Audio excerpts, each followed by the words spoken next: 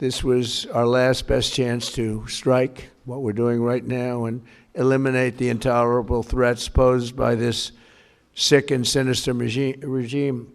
We haven't even started hitting them hard. The big wave hasn't even happened. The big one is coming soon. I don't want to see it go on too long. I always thought it would be 4 weeks, and we're a little ahead of schedule. Today, the United States military continues to carry out large-scale combat operations in Iran to eliminate the grave threats posed to America by this terrible terrorist regime. Following our obliteration of Iran's nuclear program in Operation Midnight Hammer a short while ago, we warned Iran not to make any attempt to rebuild at a different location because they were unable to use the ones that we so powerfully blew up. But they ignored those warnings and refused to cease their pursuit of nuclear weapons. In addition, the regime's conventional ballistic missile program was growing rapidly and dramatically, and this posed a very clear, colossal threat to America and our forces stationed overseas.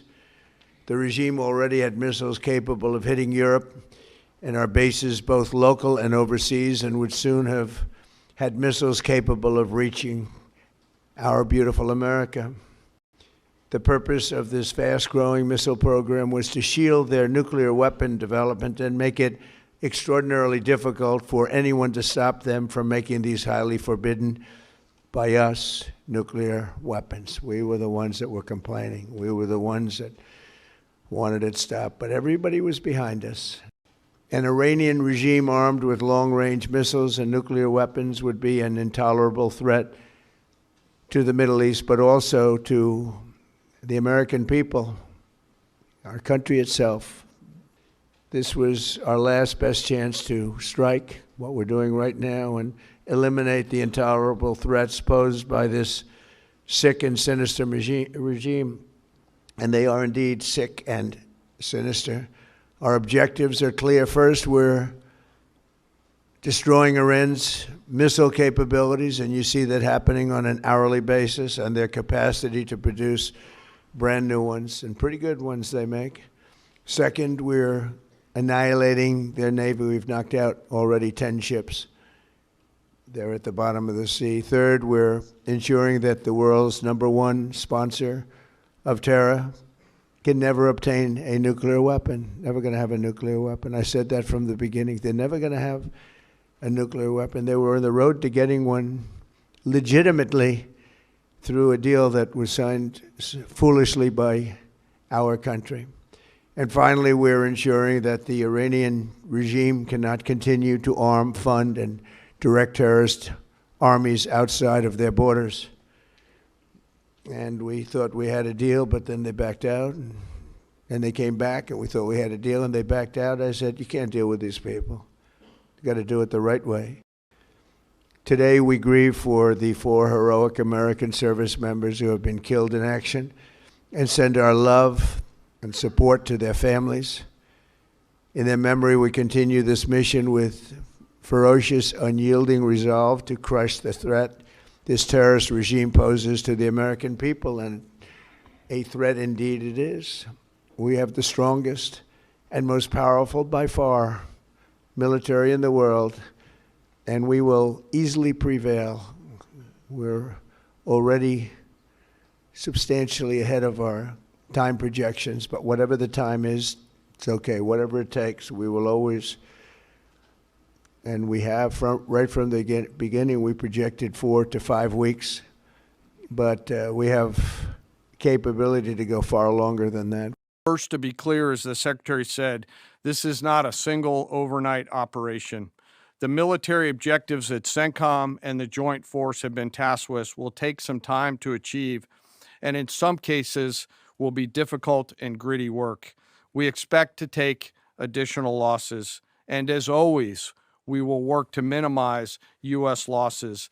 But as the Secretary said, this is major combat operations. As always, operational security was paramount as we sought to maintain and sustain the element of surprise. This operation was highly classified so that at H hour, the enemy would see one thing: speed, surprise, and violence of action. The first movers were U.S. Cybercom and U.S. Spacecom, layering non-kinetic effects disrupting and degrading and blinding Iran's ability to see, communicate, and respond. At H hour, the beginning of major combat operations, 01:15 local Eastern Daylight Time, 9:45 local AM Tehran time, as dawn crept up across the Central Command AOR, the skies surged to life.